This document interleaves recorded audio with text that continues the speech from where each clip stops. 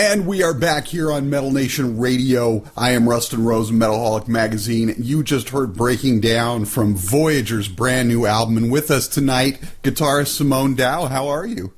I'm good. I'm very good, Rustin. How are you? I'm fantastic. It's nice to actually get a chance to hear your voice. Last time we did an interview, it was all email, so it's kind of nice to make the connection finally. Yeah, you get to hear my lovely Australian accent.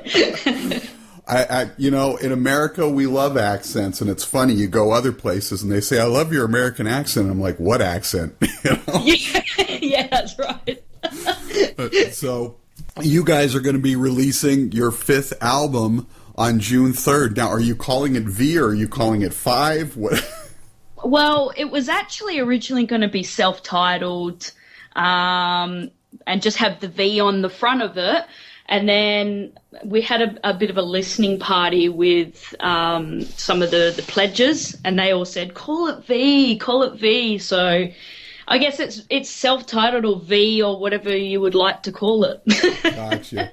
So, well, and it's funny because the last album, The Meaning of I, was the only album title that didn't have V in there somewhere. So yeah, we wanted to do something different, kind of break the mold.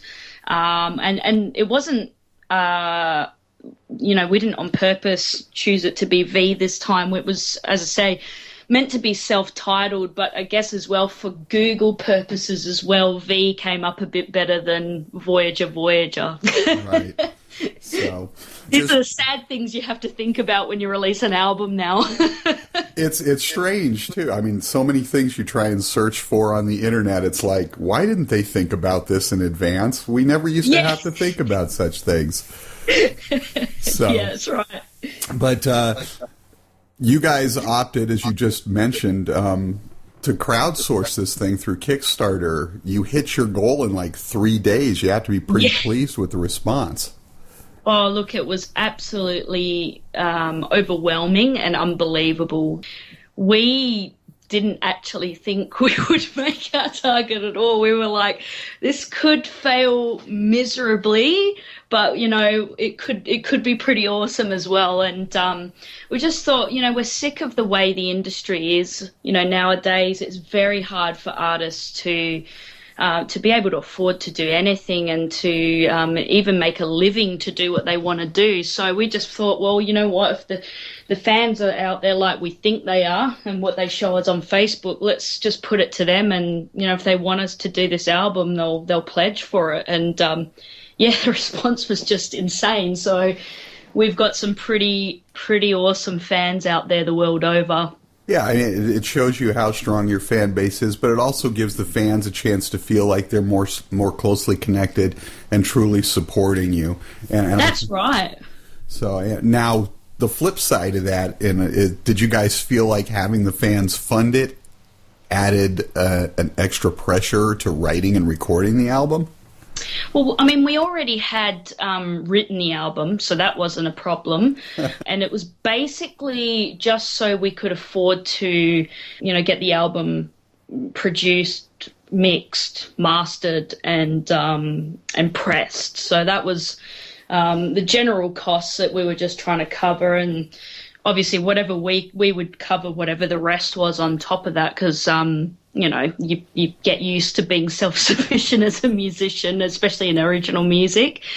Added pressure, of course, there always is. You don't know what the expectations are, of the fans. You don't want to let them down. You don't want it to seem or be perceived that you're, not going above and beyond for them. I mean, we offered perks and things like that as well, but, you want to make sure that you keep everything as exclusive as possible for them as well, because otherwise these things wouldn't be happening and these opportunities wouldn't be happening if we didn't, get the album made at all.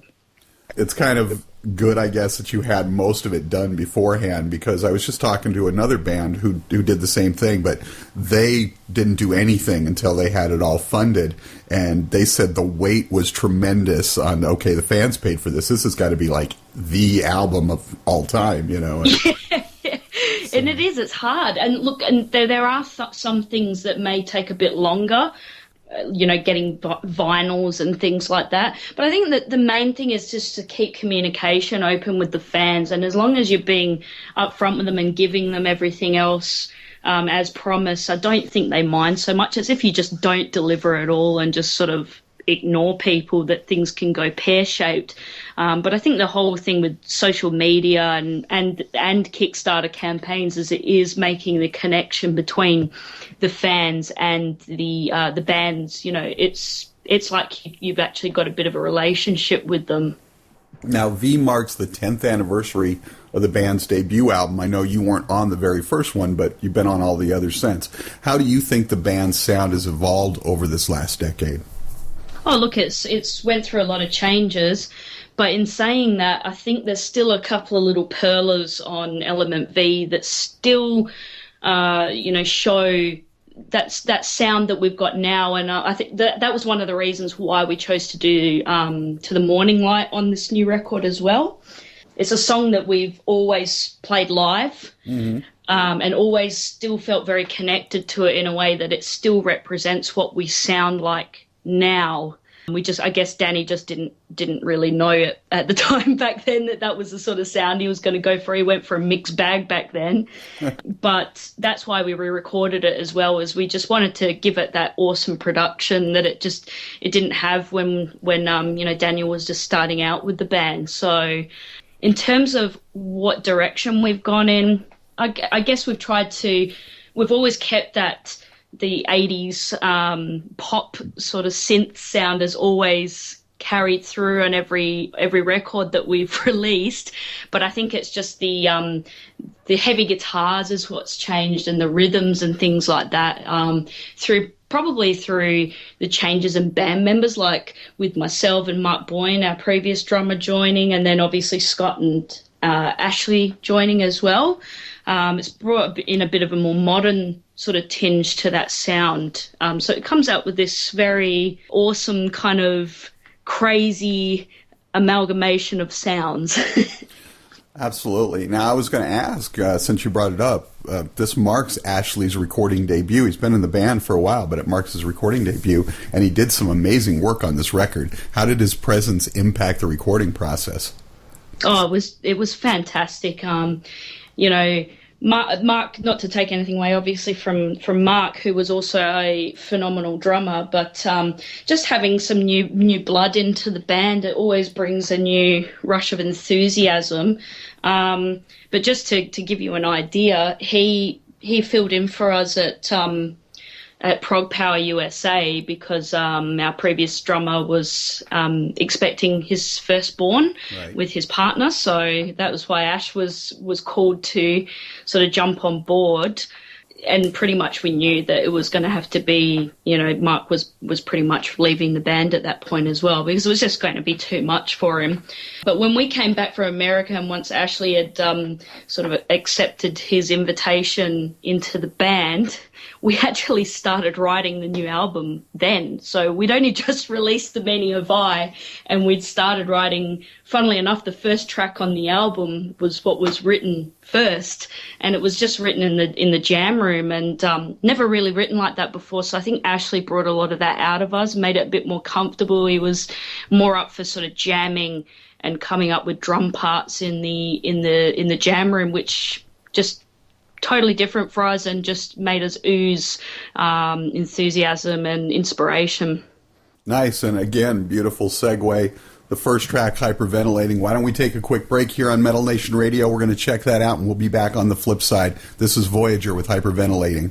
And we are back here on Metal Nation Radio. The lovely, the talented, the extraordinary Simone Dow with us from Voyager. How are you doing? Making me sound over the top amazing, Rustin. It's great. You're stroking my ego. Well, thank you for sticking around and chatting with us. We're excited to have you. So let's jump back into it then.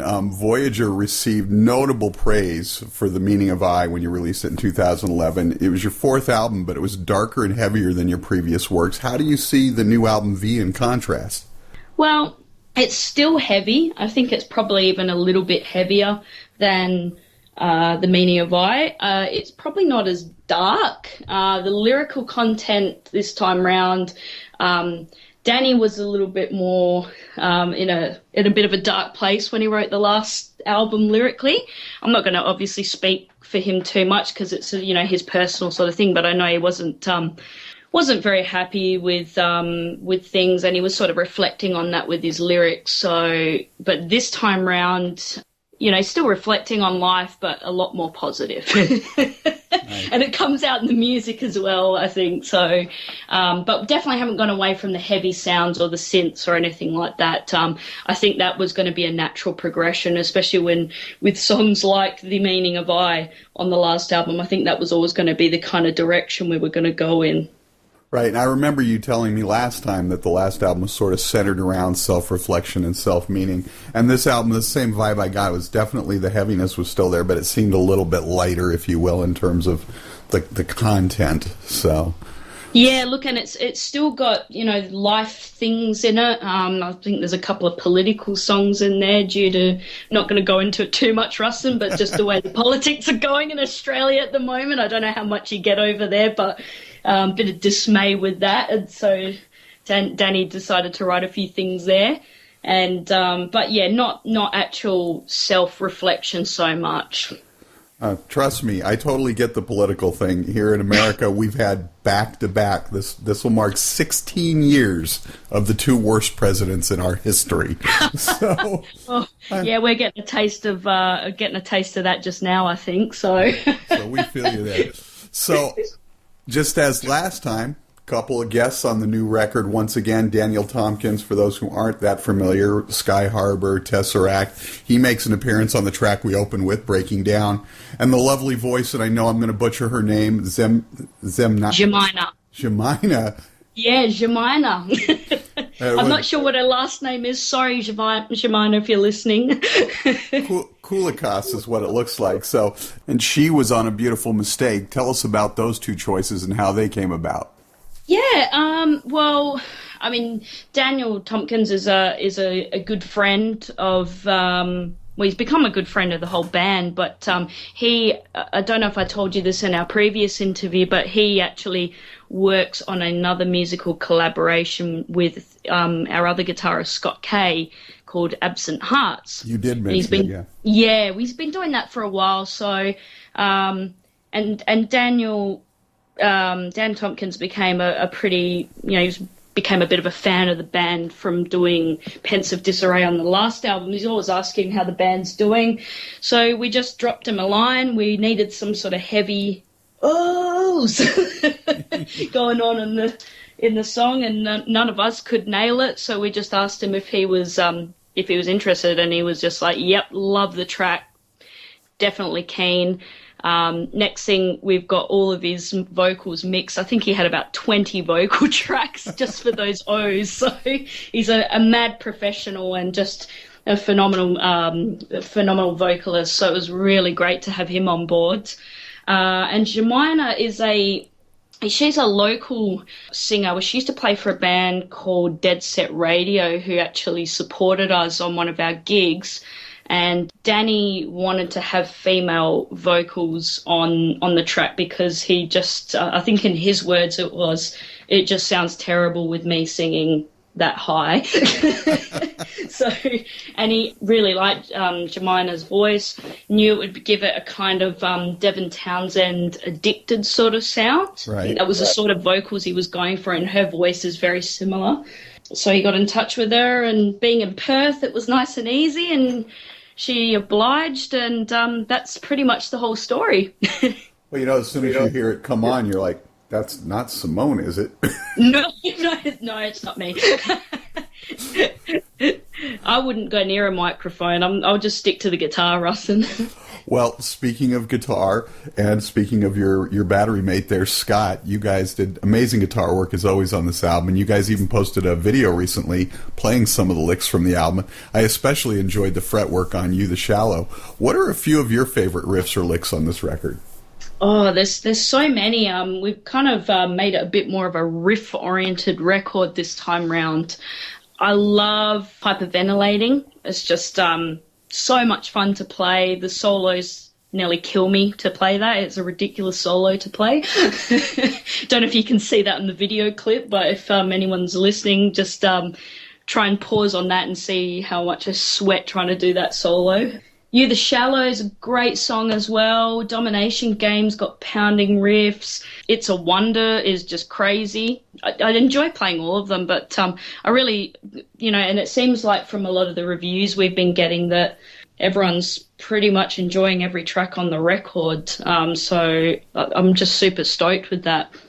So it is great. And I was watching that video yesterday, and I was like, these guys were in the studio every day working on these riffs, but they're sitting here playing them, and on some of them you can almost see it's like, I got through it. Yeah, it is a bit like that. And actually, Scott, just funny story on that note is Scott and I actually just recorded that video the day he was flying out to Europe to play. He does a mandolin orchestra with his dad. Wow. So he was flying out to Europe that night. So that's probably another reason why we looked like we were sweating, is because we were trying to get it done in time. Nice. So and those are always the little stories behind the scenes the fans love anyway. So thanks for sharing that. Well, there you go. You got it here first. So now you guys finally got to tour the U.S. for the last record in full blood. What was that like for you guys? It was the best thing I have ever done in my entire life, and I really, really, really want to do it again very soon. I've never done it before. We were, we were all a bit worried. We were like, this could make or break us. We've got to be in an RV for like a month traveling across North America. We might kill each other, but it was actually just the best time we've ever had, and it was great. We all bonded really well.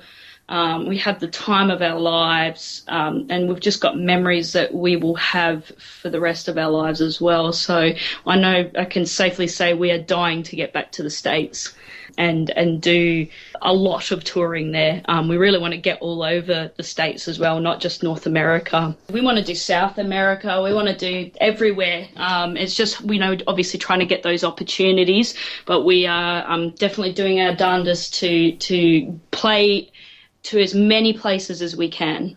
Absolutely.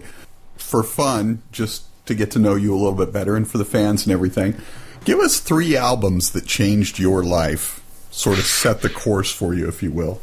Yeah, okay, that's hard because they're always forever changing.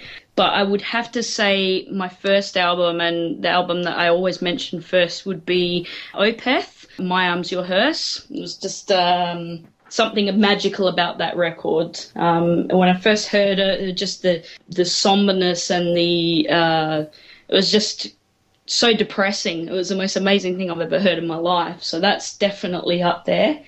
Another one that's probably been a big impact on probably my playing and writing would be Soilwork, Predator's Portrait. They've been a huge influence. I think you can probably hear it in the Voyager writing as well.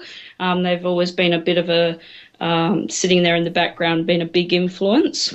Nice. And what's another record? Probably have to mention a guitar virtuosic record, Passion and Warfare by Steve Vai. Oh. Purely because he is just my biggest guitar hero, and I've loved him since I was a teenager and I picked up guitar. See, and that would have saved me a question anyway. I didn't have to ask you who your guitar hero was. So. Yeah, well, he's one of them, but yeah, Guthrie Govan would be another one. Oh, nice. Who plays for the Aristocrats, and Stephen Wilson. He is very, very scary guitar player, and I'm going to have the pleasure of watching him in clinic in July and meeting him because I paid stupid money to get a VIP ticket.